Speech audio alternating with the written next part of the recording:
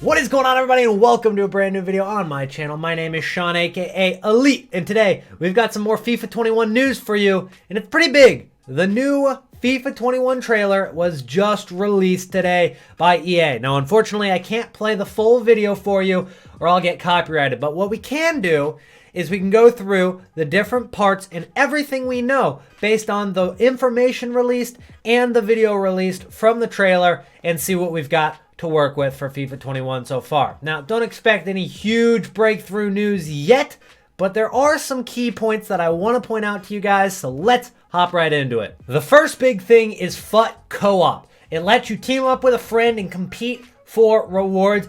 This will be in Div Rivals and Squad Battles, but as what we see so far, nothing else, unfortunately. So no FUT Champions, no FUT Draft, and that's if we even have FUT Draft in FIFA 21, because I feel like FUT Co-op would be something you'd see in a FUT Draft kind of game mode. And the fact that they've left it out maybe hints at the fact that we might not have FUT Draft in FIFA 21. I can see reasons they'd take it out. I mean, one, it's hard to find a game this year in FUT Draft sometimes because of the lack of amount of people that play it. Two, the rewards have always been bad. The consumers never really enjoyed the pay 15,000, and then even if you win the whole thing, you're not guaranteed 15,000 coins back. All of that has been a big complaint. So it's a very EA thing to just completely dismantle it rather than fix it. So it's possible, but I digress. What we're going to see here is the Div Rivals and Squad Battles where you can work together with a friend, which I think is a great step in the right direction. I think being able to do Div Rivals and Squad Battles, which are generally going to be more casual game modes in comparison to Weekend League, they should feel more casual. And being able to do them with a friend is going to take a lot of stress and anger out of the consumers. So I think that's a huge step in the right direction. So you can see my early thoughts down below, but I'll list them off for you.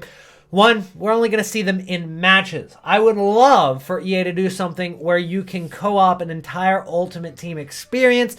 I don't know exactly how they would do it, but something like that would be super cool. And what we see right now is it's against the TOS to actually share accounts like that. So you wouldn't be able to actually do that right now, but if they could integrate something in the game where you could co-op the entire FUT experience, whether it be, you know, have one friend who's really good at trading and then one friend who's really good at gameplay, combine the forces and make a really, really good Road to Glory account, it'd be super cool. Number two is the squad battles might be exploited by having one person join and do nothing for the rewards, which is the first thing I thought of when I saw squad battles on co-op.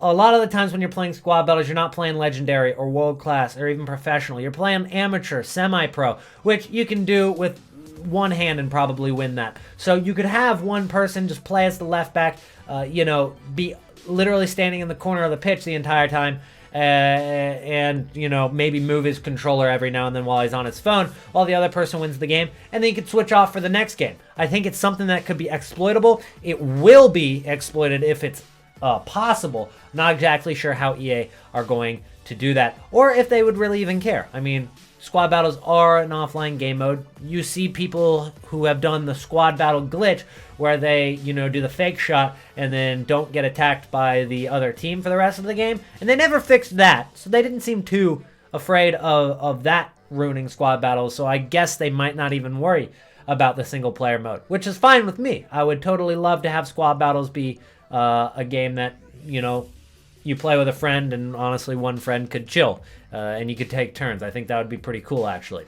So that is the first two things I thought of. And then I ask, will co-op in Rivals be too OP? Because when I've played against people on co-op in Rivals in the past, and you might ask, well, how do you do that? If you're in the same room and you're playing on the same TV, you can actually have a friend play on a second controller, and you can play co-op in Rivals. You have been for the past couple of years, and in any game mode for the most part. I don't know FUT Champs, but yeah, for most game modes in the first place, you've been able to do that, and especially in FIFA 19, it was way too overpowered. Like, having an extra player would actually help you a lot, especially if both the players were good. It would be a ridiculous advantage. So if they can find the balance between the being too OP or not good enough, that'd be awesome. But if there's one that's really OP and one that's not, then it's going to be a pretty tough balance, and people would probably be better off without the co-op in Rivals. But we'll see how that goes. It's just, I don't feel like anybody else would critique it like this, but we're FIFA players, you know? For the past couple years, you've seen no development in terms of the gameplay, and honestly, it's kind of gone backwards. So when EA do add something that is promising and that is a step in the right direction, you kind of got to ask yourself, how are they going to mess it up, you know? It's unfortunately the truth for FIFA players. You gotta anticipate how EA are going to mess it up. The next thing that we were introduced to is this screenshot right here, which is a screenshot of the pack animation. And looking at the lights coming out from the left and right, I think it looks very, very cool.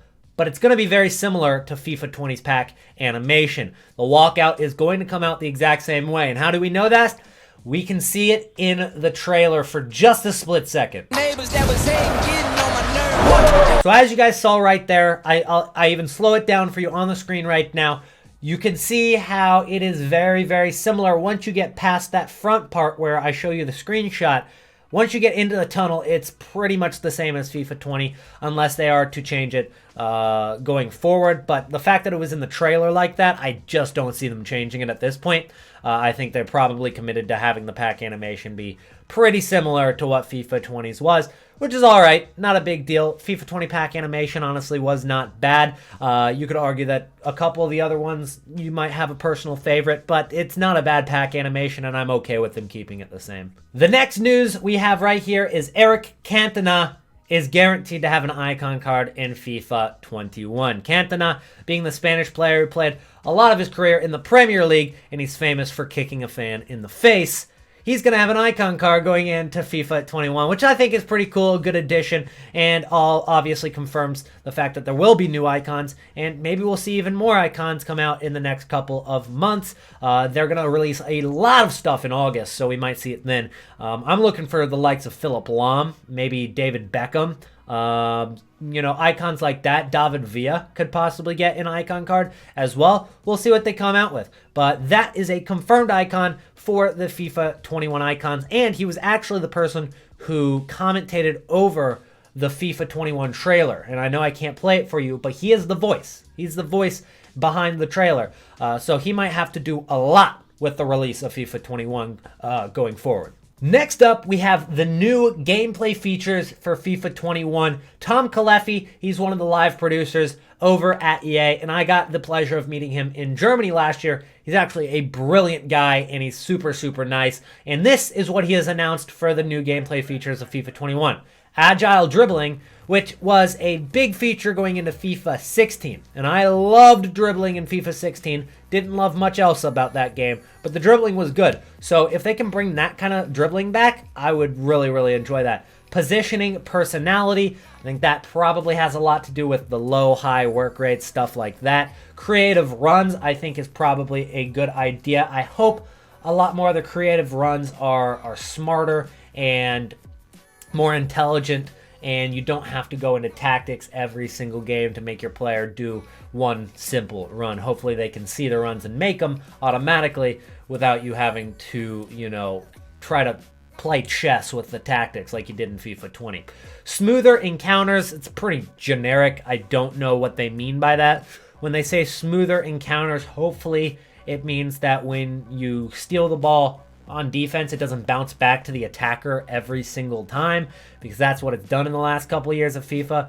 Competitor mode CPU AI. I don't know what that means either. Competitor mode, don't know. Don't really know. We're going to need more information because I could speculate about that, but really I don't know exactly what they mean. And then this is a big one, a rework of the fundamentals like headers, passing, blocking, transitions. Completely reworking them. Very, very important. Firstly, in FIFA 19, headers were ridiculously OP. Ruined the game. In FIFA 20, headers were irrelevant. I liked it better in 20 because I'd rather the headers be completely non-existent than ruining the game. But they should still be part of the game. Headers should be part of the game. So if they can fix that, it would be a big improvement for FIFA 21. I am hopeful. Do I expect them to completely fix it? Probably not. But could it get better? I'm really, really hopeful.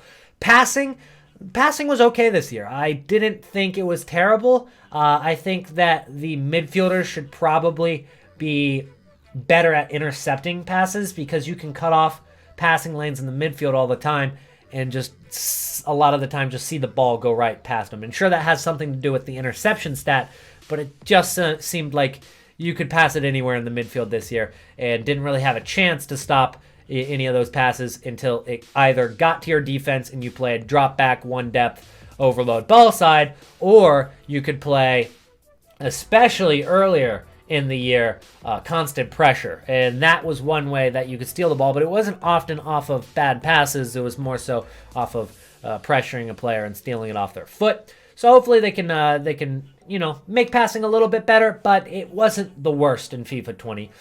Blocking in transitions. Blocking, yeah, that's a big one. That was terrible in FIFA 20. Absolutely terrible. I know, you would block the ball as a defender, it would go right back to the attacker. It happens way too much, and it needs to be fixed. So hopefully that rework improves that. And then on transitions, Atletico Madrid style, obviously on the counterattacks, maybe that's what they mean. We saw a lot of Atletico Madrid style FIFA 20 play, drop back, one depth, overload ball side, 4-4-2 formations. We saw that a lot this year. So hopefully transitions don't just make that more OP. A lot of fixes could be made to the overload ball side, one depth, drop back stuff elsewhere, and then also increase transitions. But if they don't do anything to the stuff that's OP in FIFA 20 and then make transitions even more OP, that could be FIFA 20.2 even worse. It could be even worse. So transitions is a big part of this, and hopefully they get it right. We also saw some improvements or some teasers for gameplay, Pro Clubs, Volta. They are going to be announcing all of that stuff throughout August. So when they do, I will alert you guys. But that's most of the important information that we have right now. Thank you guys so much for watching. My name is Sean, aka Elite. Please subscribe to the channel if you guys want more FIFA 21 content, and I will see you guys in the next video. Peace out.